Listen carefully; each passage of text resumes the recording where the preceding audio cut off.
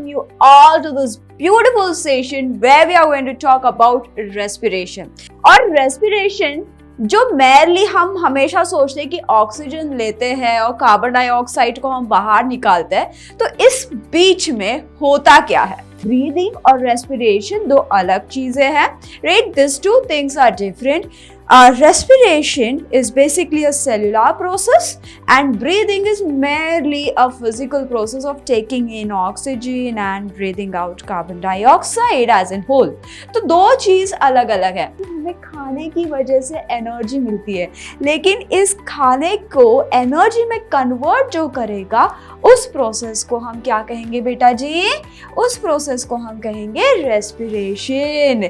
Matrix of mitochondria, और इसीलिए this plays a very very important role in the cellular respiration, right? So it is also called as powerhouse of the cell, is kind of the generator of the cell, जो कि energy production में लगा हुआ है लगातार. This is the question of previous year, PYQ है for CBSE examination, right? यहाँ से क्वेश्चन आए हुए हैं. What is responsible for the muscle cramp? What is responsible? Lactic. Aerobic माने कि ऑक्सीजन यूटिलाइजेशन. Anaerobic माने कि where oxygen is absent, not utilized. Hello and welcome to yet another session of biology. This is Devika, your biology host and your biology buddy, and we are on the channel of Infinity Learn. So I welcome you all to this beautiful session where we are going to talk about respiration. जी हाँ, हम यहाँ पे आज समझने वाले कि respiration हम कहते किसे हैं, और रेस्पिरेशन जो मेनली हम हमेशा सोचते हैं कि ऑक्सीजन लेते हैं और कार्बन डाइऑक्साइड को हम बाहर निकालते हैं, तो इस बीच में होता क्या है, राइट? So respiration जो चीज है, that is not just breathing, isn't it? So can you respire without oxygen? If I ask you, can you breathe without oxygen? Is that possible? क्या लगता है आपको, हो सकता है? I don't think so, है ना? आपका जवाब होगा कि नहीं, ये तो हो ही नहीं सकता. लेकिन कुछ organisms ऐसे होते हैं, there are some organisms which can breathe without oxygen. What am I saying? Breathe without oxygen? Yes. Actually, what I meant to say is they can respire without oxygen. So then what is breathe? Right? What is breathing? Breathing क्या कहलाएगा? Breathing is nothing but merely a physical process. Breathing और respiration दो अलग चीजें हैं. Right? These two things are different. Respiration is basically a cellular process and breathing is merely a physical process of taking in oxygen and breathing out carbon dioxide as in whole. तो दो चीज अलग अलग है. So चलो समझते हैं कि respiration में होता क्या है आखिर. तो जो respiration है, इसमें basically gaseous exchange होगा. सबसे पहली बात, gaseous exchange किसकी मदद से होगा? ब्रीदिंग की मदद से होगा, राइट? जो हमारा रेस्पिरेटरी ट्रैक है वो मदद करेगा. तो यहाँ पे क्या होगा? गैशियस एक्सचेंज होगा. What is gaseous exchange? Oxygen को लेना, कार्बन डाइऑक्साइड को बाहर छोड़ देना. So that is the gaseous exchange. So intake of oxygen from the atmospheric air and release of carbon dioxide from within. That is basically breathing. That's basically what? कुछ नहीं बल्कि breathing. ये क्या है? This is nothing बल्कि what it is? It's breathing. Now what is the next process? What's the next process? The next process over here is breaking down of simple food in order to release energy inside the cell. तो respiration हो रहा है यहाँ पे, breaking down of food. कैसा food? Simple food. तो ये बात सोचो कि ये सिंपल फूड आया कहाँ से? सिंपल फूड आया कहाँ से? सो सिंपल फूड है, इसका मतलब क्या? What is the meaning of simple food over here?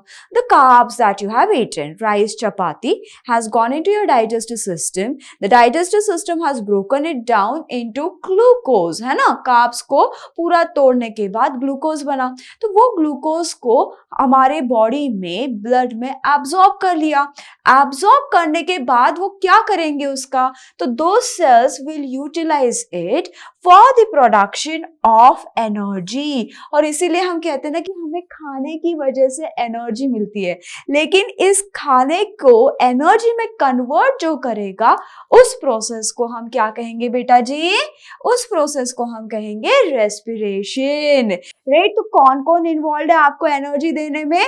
आपका रेस्पिरेटरी सिस्टम, जहां पे ब्रीदिंग होता है, एक्सचेंज ऑफ गैसेस होती है, और फिर उसी ऑक्सीजन की मदद से हम आगे जाके डाइजेस्टेड फूड मॉलिक्यूल्स को तोड़ के उससे एनर्जी बनाते हैं।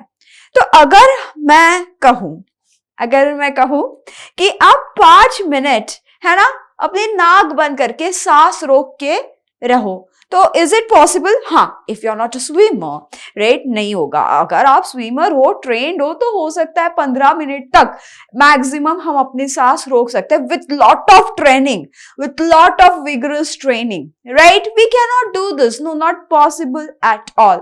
Why it is important? क्योंकि this is very important as each and every cell of our body is dependent on the oxygen for the energy production, right? So which is helping us to be alive.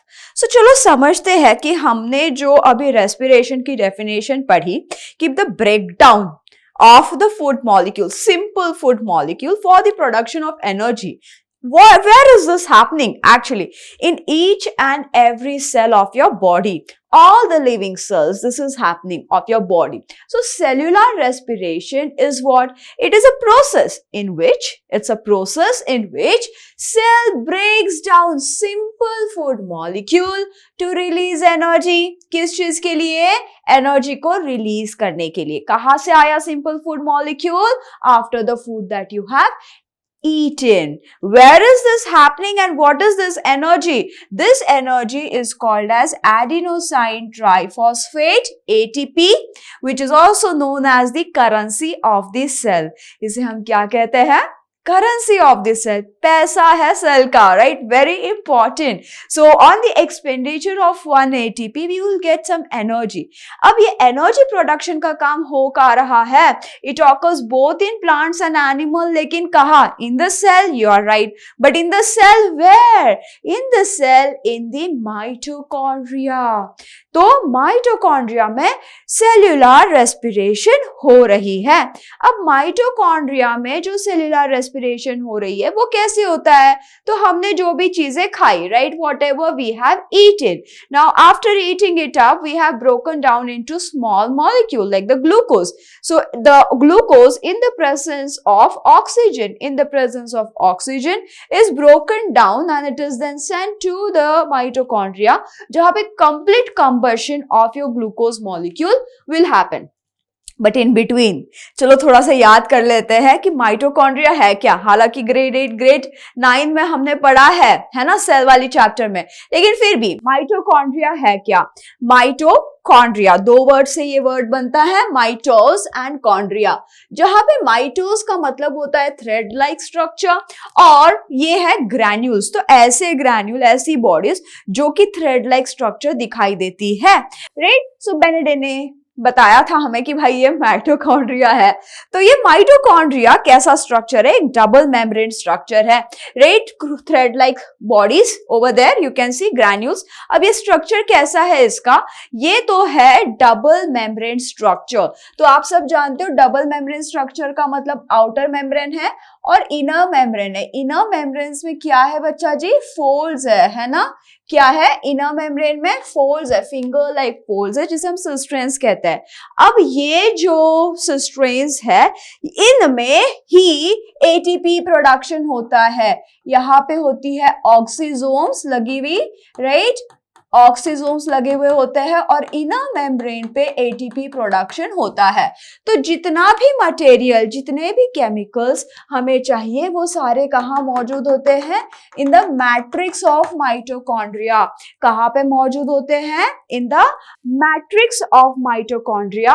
और इसीलिए this plays a very very important role in the cellular respiration, right. So it is also called as powerhouse of the cell, is kind of the generator of the cell, जो कि energy production में लगा हुआ है लगातार। right, as it is responsible for the production of ATPs. Now, breakdown of glucose कैसे होता है? There are different parts. अब ग्लूकोज को हम अलग अलग तरीके से तोड़ना पड़ेगा, एक साथ नहीं टूटता है ये। तो अब यहाँ पे जैसे हमारा ग्लूकोज है, ब्रीदिंग कर लिया आपने, ब्रीदिंग से ऑक्सीजन अंदर आ गया, कैसे आ गया, क्या है वो सारी रेस्पिरेटरी सिस्टम हम नेक्स्ट वाली क्लास में पढ़ेंगे, ठीक है। तो यहाँ पे ऑक्सीजन आ गया, ऑक्सीजन आने के बाद अब क्या होता है, अब यहाँ पे ये ग्लाइकोलिसिस की प्रोसेस कहलाएगी, ठीक है। फाइनली जाके जब इसका कंप्लीट कंबशन होगा, तो कंप्लीट कंबशन हो गया, ये कैसे पता चलेगा, हाउ विल वी नो कि this is a complete combusted. Complete combusted मतलब कंप्लीटली ब्रोकन डाउन, कोई भी ऑर्गेनिक मॉलिक्यूल पीछे नहीं छूट रहा है।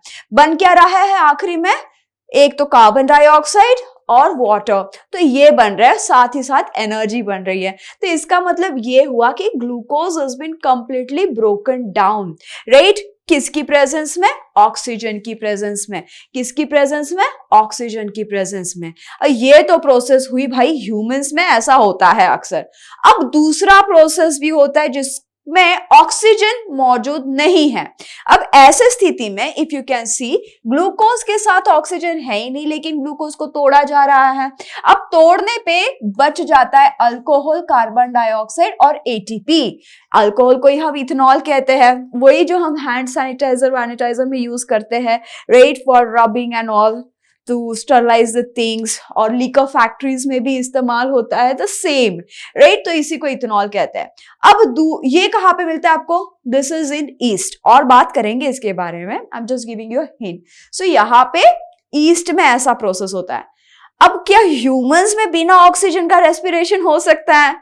जी हाँ, बिल्कुल हो सकता है, राइट। सो रेस्पिरेशन विदाउट ऑक्सीजन, यहाँ पे क्या होगा, देखो ग्लूकोज गया, ग्लाइकोलिसिस में जाएगा, ग्लाइकोलिसिस पे 2 एटीपी बनती है, लैक्टिक एसिड बन गया। ये कहाँ पे हो रहा है, साइटोप्लाज्म में हो रहा है बेटा जी, राइट। ग्लाइकोलिसिस की प्रोसेस हो गई और लैक्टिक एसिड पीछे छूट गया, तो इस प्रोसेस में 2 एटीपी ही बनते हैं। कितने बनते हैं, केवल 2 एटीपी बन रहे हैं। तो ये कहाँ पे होता है, ये होता है हमारी मसल सेल्स में। तो पहली वाली प्रोसेस हमारी ईस्ट सेल्स में, जो कि बेकर्स ईस्ट है, हम बेकिंग में इस्तेमाल करते हैं, लिकर इंडस्ट्री में इस्तेमाल करते हैं, और दूसरी आपकी मसल्स में है। तो अब ऐसी क्या जरूरत आन पड़ी, what is that thing which is letting your muscles to do anaerobic respiration without oxygen? सिर्फ 2 एटीपी बनाने के लिए क्यों किया जा रहा है ये काम? तो ऐसा होता है कि जब हम बहुत दौड़ लगाते हैं या फिर कोई फिजिकल एक्टिविटी कर लेते हैं, ऐसी स्थिति में हमारी मसल्स को और ज्यादा एनर्जी चाहिए होता है, तो it cannot wait for the oxygen to come in, then the glycolysis process 10 step की लंबी प्रोसेस होगी, उसके बाद क्रेब्स साइकिल होगा, ईटीसी होगा, इतना टाइम नहीं है उसके पास, उसको अभी एनर्जी, अभी भूख लगा है, अभी तुरंत चाहिए, इस टाइप का सिचुएशन है। तो condition, in such a condition, what does it do, you know? It just simply breaks down the glucose in absence of oxygen. नहीं है ऑक्सीजन, कम पड़ रहा है, कम पड़ने दो, मुझे अभी एनर्जी चाहिए, मैं तोड़ूंगा। अब इसके चक्कर में क्या होता है कि लैक्टिक एसिड प्रोडक्शन हो जाता है। क्या हो जाता है बेटा, जैसे यहाँ पे अल्कोहल हो गया ना, हमारे सेल्स में अल्कोहल नहीं बनेगा, थैंक गॉड, नहीं तो सब झूमने लगते, राइट। यहाँ पे क्या बनता है, लैक्टिक एसिड बनता है, समझे, लैक्टिक एसिड बनता है, and because of which you have those muscle cramps, जो मसल्स में क्रैम्प हो जाते हैं, पैर पकड़ लेते हैं, राइट, दर्द देने लगते हैं आफ्टर जिमिंग एंड स्विमिंग, सो वो है because of lactic acid production, anaerobic respiration. This is the question of previous year, PYQ है फॉर CBSE एग्जामिनेशन, राइट। यहाँ से क्वेश्चन आए हुए हैं, what is responsible for the muscle cramp? What is responsible? Lactic acid, right? So अब this is a beautiful chart जो आपके NCERT में भी दे रखा है and बहुत important भी है। तो सबसे पहले क्या आया, ग्लूकोज आया, समझ लेते हैं, ठीक है। हमने खाना खाया, उसको तोड़ दिया, डाइजेस्टिव सिस्टम ने उसको सिंपल बना दिया, it has become simple sugar now which is glucose. Glucose is a 6 carbon molecule. Fantastic. Now the glucose has been pushed into the cell. After pushing it into the cell, it is present in the cytoplasm. In cytoplasm, what is happening? In cytoplasm, the glucose, which is 6 carbon molecule, is been broken down into 3 carbon molecule, जिसको हम कहते हैं pyruvate. How many carbon molecules? 3 carbon molecules. कितने? कितने? 2. कितने? 2. यहाँ पे कितने pyruvate बनते हैं? 2 बनते हैं, right? 2 pyruvate molecule. ग्लूकोज को आधा आधा तोड़ दोगे तो 2 पायरुवेट बन जाएंगे. As simple as that. Where is this happening? Cytoplasm. Very important MCQ bit. MCQ पूछा जाता है. Breaking down of glucose to pyruvate happens where? Occurs where? Where? Cytoplasm. Fantastic. Now what? The pyruvate can have 3 fate in 3 different conditions. पहली condition हम बात कर लेते हैं इन east. पहली कंडीशन हम बात कर लेते हैं इन ईस्ट. ईस्ट क्या है? Unicellular fungi. Yeast is a unicellular fungi. Now in this yeast, what happens? Without oxygen, it can just work without oxygen and it produces ethanol and carbon dioxide plus energy. Ethanol कितना molecule का है? 2 carbon molecule पीछे छोड़ गया. So is it a complete combustion? Can we say कि इसका complete breakdown हुआ है? नहीं हुआ है. ओके, तो ये कंडीशन हो गई पहली ईस्ट वाली. अब दूसरी बात कर लेते हैं. दूसरे सिचुएशन दिया गया है हमारी मसल सेल्स में. कहां पे? हमारी मसल सेल्स में. अब हमेशा ही ऐसा नहीं होता है. It is only when we are vigorously doing some physical exercise or something, तब, right? तो अब lack of oxygen वाली situation में तो ये लिखना जरूरी है कि only in lack of oxygen. कब lack of oxygen होगा? जब हम बहुत मेहनत करते हैं, physical मेहनत करते हैं और सांस कम पड़ने लगती है, right? तब lack of oxygen होगा. तब यहाँ पे क्या बनता है? lactic acid, जो कि एक 3 कार्बन मॉलिक्यूल है और एनर्जी. तो क्या पूरा का पूरा डिग्रेड हुआ ग्लूकोज? नहीं, 3 कार्बन छूट गए ना पीछे, right? So it is also not. यहाँ पे भी 2 ही एटीपी बनती है. फिर बात करते हैं प्रेजेंस ऑफ ऑक्सीजन, जो कि हमारी नॉर्मल सिचुएशन में होता है. ये है अपने थर्ड केस. तो ये माइटोकॉन्ड्रिया में जाके इसका कंप्लीट कंबशन होगा. तो क्या बनता है? अपना कार्बन डाइऑक्साइड, वाटर और एनर्जी. क्या बनता है? Carbon dioxide, water and energy. तो ये यहाँ पे मैक्सिमम यील्ड ऑफ एनर्जी हो जाता है, राइट? कितना? यहाँ पे सबसे ज्यादा एटीपी बनता है और इन 2 सिचुएशन में कम एटीपी बनता है. तो सेल्यूलर रेस्पिरेशन और फोटोसिंथेसिस, ये 2 चीजों को भी देख लेते हैं. ये तो हमने समझ ही लिया कि क्या क्या होता है. तो ये तो मोस्टली फंगाई और एनिमल्स की केसेस में हमने देख लिया. प्लांट में क्या होता है? क्या प्लांट रेस्पायर करते हैं? Usually when I ask this question, interestingly I find people saying कि नहीं मैम, प्लांट तो दिन में कार्बन डाइऑक्साइड बना ही नहीं सकते. अरे बनाते हैं. प्लांट भी लिविंग ऑर्गेनिजम्स है, right? They will also respire, they'll also take oxygen, produce carbon dioxide like any other, like us or like any other living organism. But होता क्या है कि during the daytime, you have this photosynthesis happening. And as a result of photosynthesis, you are always utilizing carbon dioxide.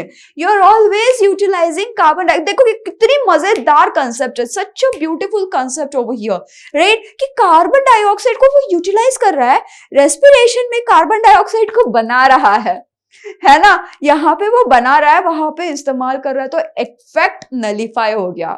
Effect कैसे हो गया? Nullify हो गया. तो दिन में हम नहीं समझ पाएंगे. That is why if somebody ask you this question कि can we estimate the rate of photosynthesis in the during the daytime, अरे बहुत मुश्किल हो जाएगा, क्योंकि photosynthesis तो हम कर लेंगे लेकिन we cannot determine the rate of respiration in the day time. क्यों नहीं कर पाएंगे? क्योंकि जितना कार्बन डाइऑक्साइड वो बना रहा है वो तो सारा का सारा यूटिलाइज कर जा रहा है. रेट ऑफ फोटोसिंथेसिस तो हम कर लेंगे, खैर somehow, लेकिन क्योंकि वहां पे दूसरे फैक्टर्स भी है जैसे कि लाइट हो गया ये वो, तो यहाँ पे मुश्किल हो जाती है क्योंकि कार्बन डाइऑक्साइड यहाँ पे यूटिलाइज हो जाता है। तो इसको क्या कहते हैं बेटा जी हम? नलीफाई हो गया इफेक्ट। व्हाट? नलीफाई हो गया, right? So this is photosynthesis and this is respiration. And if you see it is exactly the उल्टा। यहाँ पे ग्लूकोज बन रहा है, यहाँ पे ग्लूकोज टूट रहा है, एग्जैक्टली अपोजिट। मजा आया? Hit a like button. मजा आया? Hit a like button. Tell me that you have understood this concept, right? So now there are two types of respiration. मैंने अभी आपको बताया, in fact I've shown you 3 conditions. तो यहाँ पे 2 type, एक जहां पे ऑक्सीजन इस्तेमाल हो रहा है, दूसरा जहां पे ऑक्सीजन इस्तेमाल नहीं हो रहा है। सो एरोबिक माने कि ऑक्सीजन यूटिलाइजेशन, एनएरोबिक माने कि where oxygen is absent, not utilised. तो यहाँ पे क्या होता है? In aerobic respiration breaking down of food in the presence of oxygen या in the absence of oxygen, right? कहां पे होगा? ह्यूमंस में होगा। ये परिस्थिति कहां पे होगी? ईस्ट में होगी, right? So all the organism that obtain energy with the oxygen, we cannot live without oxygen, but this ones can, right? This ones can, it can survive in the absence of oxygen. ये जी लेगा आराम से, they can live without oxygen, ठीक है?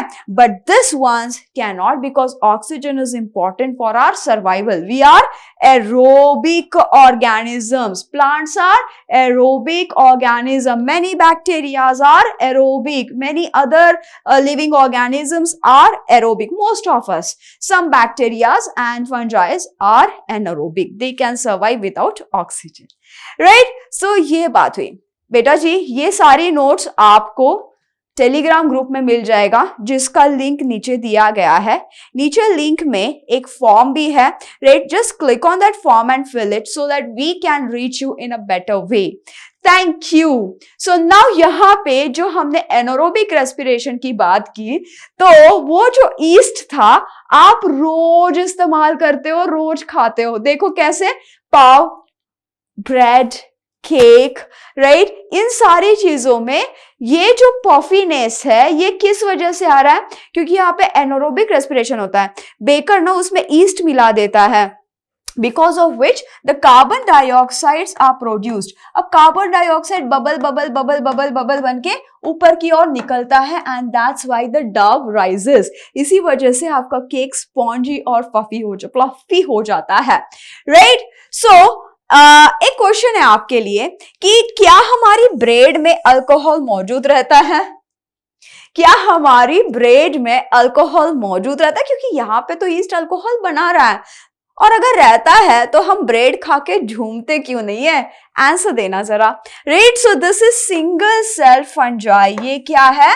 Yeast is a single cell fungi. Dry yeast कुछ इस तरीके से मार्केट में हमें छोटे छोटे डब्बों में मिल जाती है, ठीक है? तो जिसे हम बेकर्स ईस्ट भी कहते हैं। तो चलो डिफरेंसेस पढ़ लेते हैं एक बार एरोबिक और एनारोबिक के। Aerobic, this takes place in the presence of oxygen, obviously anaerobic absence of oxygen. फिर end product over here is carbon dioxide and water, and poor product over here in the anaerobic can be of different kinds. For example, alcohol in the yeast, right? And lactic acid in the case of muscle cells, So यहाँ पे more amount of energy, maximum amount of energy कहा जाता है कि near about 38 ATPs are produced in this process, whereas only 2 ATPs are produced in the anaerobic process. तो ये तो हुआ डिफरेंसेस। अब बात करते हैं सिमिलैरिटीज की। सिमिलैरिटीज भी पता होनी चाहिए ना, डिफरेंसेस तो पता ही है। तो both of them, both the processes are done for what? किस लिए इतनी झंझट की जा रही है? एनर्जी बनाने के लिए, right? To harvest energy, to produce energy by breaking down of food like glucose, तो starting material सेम है ना जी, स्टार्टिंग मटेरियल सेम है बेटा जी। फिर एरोबिक रेस्पिरेशन जो है वो सेल्स में मौजूद होता है, सेल्स में प्रेजेंट होता है, ये भी सेल्स में, एरोबिक हो एनारोबिक हो सेल के अंदर ही होनी है, right. So that was about the similarities. I was telling you about the Telegram link ना, this is the channel where you find all of this PPTs, handmade beautiful notes जो कि एकदम रिवाइजन के लिए काम आ सकती है आपके। So please collect them from the link given below and do not forget to fill up the form. See you soon. Till then, take care. Keep learning.